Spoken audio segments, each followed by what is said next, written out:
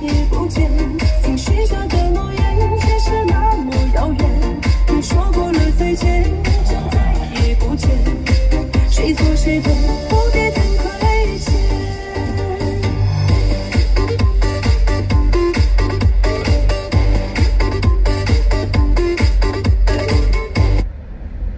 你说过了再见，就再也不见。曾许下的诺言。Naman, grabe na naman. Bagong order. Isang katerba. Pero ang init. Grabe, 18 na to. Ang init pa rin. Ay nako, sobrang init talaga. Yan, following year, napakadali mag-alaga, napakaganda rin mag-import dahil mura ho sa ibang bansa. Ganoon nangyari ng isang taon eh. Marami ho ang production, marami rin yung imported. Kaya titingnan ho natin. Sa ngayon ho ay mag-aantay lang ho kami kung makikipagpulong ho sa amin yung Bureau of Animal Industry. Sila ho kasi ang agency na talagang direktang dapat makipag-ugnayan sa amin para masuri pa kung ano ho itong nangyari. Sa amin ho, yun ho ang aming pagsusuri. Sa dami ng nalugi, gumalaw ho yung nag-aalaga ng sisiw.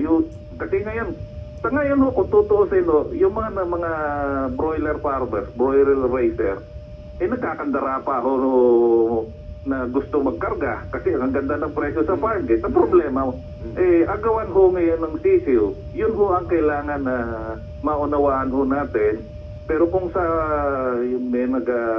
meron nagmamanipula, mahirap po magtuturo sa yugto ng huin. Apo, we understand po, ano, sabi nga ninyo. Pero ngayon, ang sisiw, nagmahal na sobra, no? Ginto ho. Opo, and then, sige po. So kami mag-oobserba, Sir Bong, at salamat muli po sa inyong paliwanag. Ito po yung nakatulong sa amin para mapagtanto ang actual ng sitwasyon kaninyo dito po sa issue ito natin tinawag. Salamat, Attorney. Salamat din po sa panayam. Apo, thank you. Si Attorney Bong Insyong, ang chairman po ng United Broiler Raisers Association. Broiler, iba ho naman yung layer. Yung layer po, yung isang grupo ho naman yun. Pag pinag-uusapan natin ang itlog. Pero bukahong tayo'y mangingitlog. Mga kapatid, mangingitlog ng sama ng loob sa taas ng presyo ng manok. Ako alas 9:42 na, girl. Ay, nakakahiya dito kay Idol Lord na naman. Nanggagalaiti itong si Marco. Pero meron na kasi papakiusap, mabilis lang ito. Meron ba tayo mga importante mga paalaala, girl? Meron ba tayo? Mga importante paalaala? Sir Seth, meron? Okay, sige. Ito lamang ha. Ang ating title bukas po ng Think About It ay Papalakpak Ka Rin Pa. Sisimulan po natin to sa gastusin ng Kongreso sa SONA. Kung inyong maalala, pinakbakan ni Marco itong 20 million pesos na gastusin daw sa SONA. At yun nga, ang sinasabi, napakamahal naman na pagkain yan, paghahandang yan, para ho dito lamang sa isang pagtitipon. Ano po, ng mga taong may kinakain na ho naman. Naglabas ng statement dito yung SecGen at itinatama niya yung sinasabing maling pagkakahulugan, interpretasyon doon sa 20 million. At may sinasabi siya, sabi niya, hindi lang sa pagkain yan. Alright? Ano-ano daw ang maaari pang, ang supposed to be daw po, gagastusan mula sa 20 million. Bigyan mo nga ako ng mabilis lang na listahan. Okay, ito daw po ang mga kasama sa 20 million. Bukod sa food and beverages, nandyan na ang uniforms. Hindi, ito sige, para tayo mabilis sige. Okay, pagkain para sa lahat ng involved. Yan. Internal, external, MMDA, police. Lahat. Support staff. Okay. Uniform para sa? Secretariat employees. Ilang libo? 3 set ng uniforms po yan. 2,000 uniforms. Okay, uniform for approximately 2,000 secretariat employees with each individual receiving 3 sets of uniform. 3 sets ng uniforms. Kasama rin po dyan ng security expenses. Okay, at equipment? Equipments, kasama din. Interagency coordination meetings expenses. Okay, ano pa? Invitations and giveaways. Ano pa? Equipment rental, yung mga LED wall, TV and all that. Ano pa? potted plants and flowers. Siyempre, kailangan may Okay. dekorasyon. At ano pa? Okay. Other incidental expenses. Okay, sige. So ito, masabi, hindi 20 million, hindi lang naman yan para sa pagkain, sa catering, dahil marami pa itong gagamitan ng pera. Pati nga doon sa token of appreciation, na may souvenir pa daw yung mga lalahok na dalo dito. Alam nyo, Sekjen, ito hong inyong paglilinaw na ito ang nagpalinaw na hindi lang 20 million ang gagastusin ng bayan sa inyo pong zonang ito. Mawalang galang lang ha. Ilang pulis ang magbabantay dito? 22,621. Ilang tauhan ng MMDA? 1,329. Pulis pala niya tsaka MMDA. Kwentahin mo nga, magkano ang pagkain? Kasi madaling araw pa na nakadeploy na yan.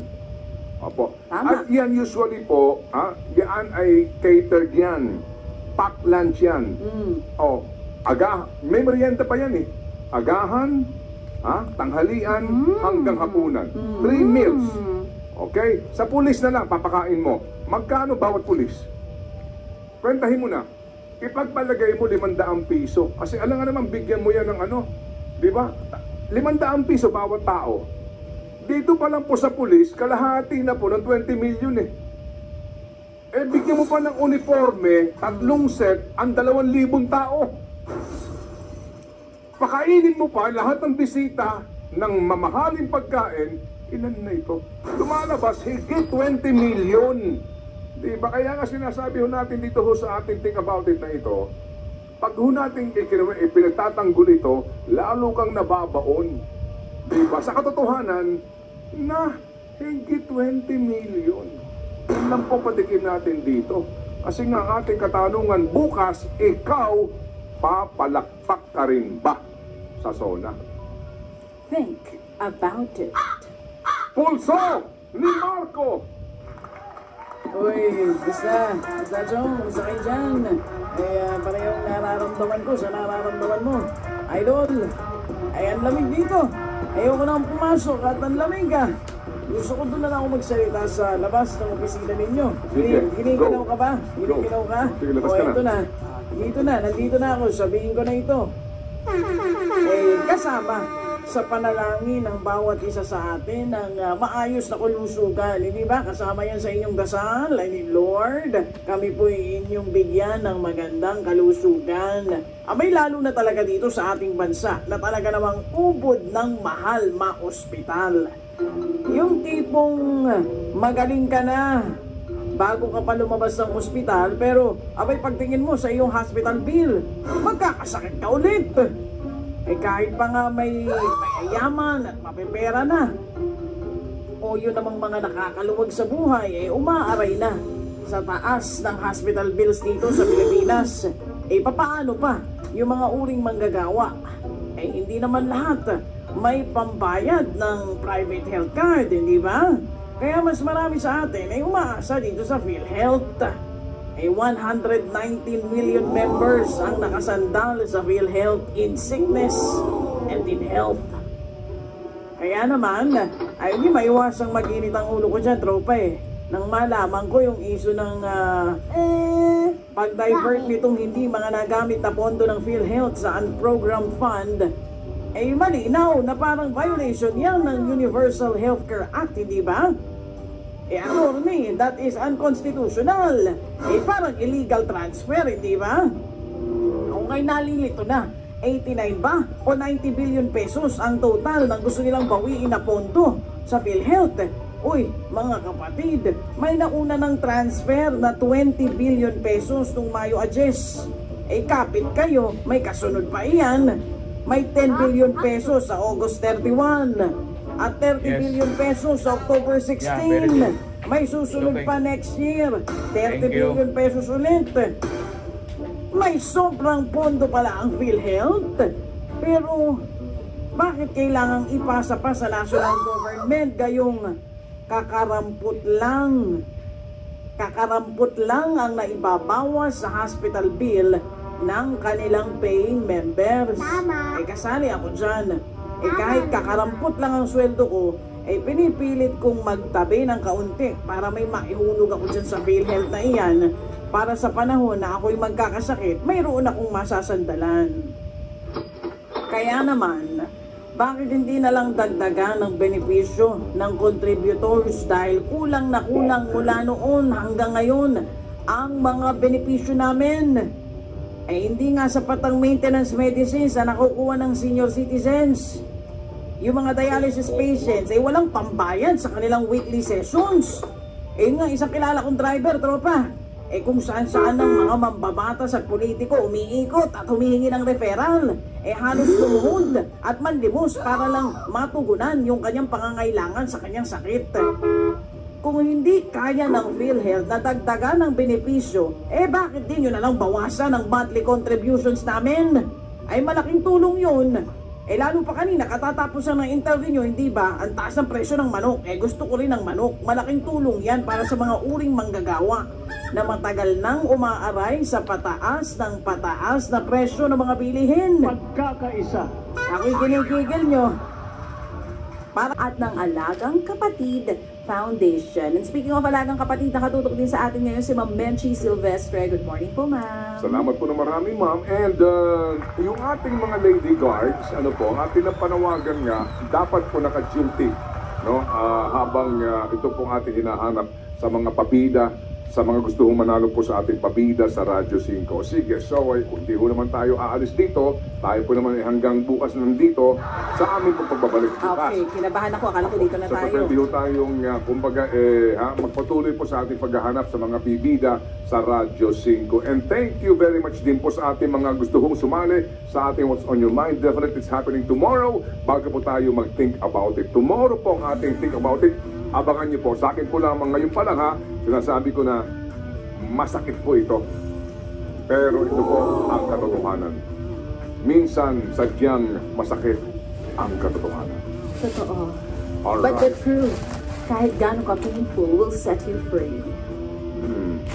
And para po naman maging mas maganda ang ating pong umagang ito ng Miyerkules, ating pong pakinggan na ang makatotohanan ng mga dula na iyahandog ni Sana Lord. Sa oras na 9:56 in the morning. For a change! Hindi kami OT mga kapatid. Maaga-aga pa ng kaunti. Tawagin na po natin para sa mga nag-aabang ng drama sa radyo. Kahapon, mainit ang mga tampok sa Sana Lord. Ngayon kaya tingnan natin kung gaano kainit ang mga eksena na matutunghayan nyo po mga kapatid. At once again, maraming salamat sa mga Happy Anonymous po natin na nagpadala ng tulong. Doon nga po kay Jemima, thank you po sa inyo. Sa mga susunod na araw, manghingi ulit tayo ng update po sa kanya. At sa iba pa nating mga kapatid na umaasa po na kayo po ay matawagan ng programa, kapit lang po, darating ang panahon, matatawagan din kayo. One kapatid at a time. Yan po mga kapatid. Eto na nga, Idol Lord Tivera. Sabay po ang ating paalam din sa ating mga viewers sa RPTV at sa 1BH. We'll see you again tomorrow. Please do watch it. Check it out. Think about it episode tomorrow. Tapos na. Sige.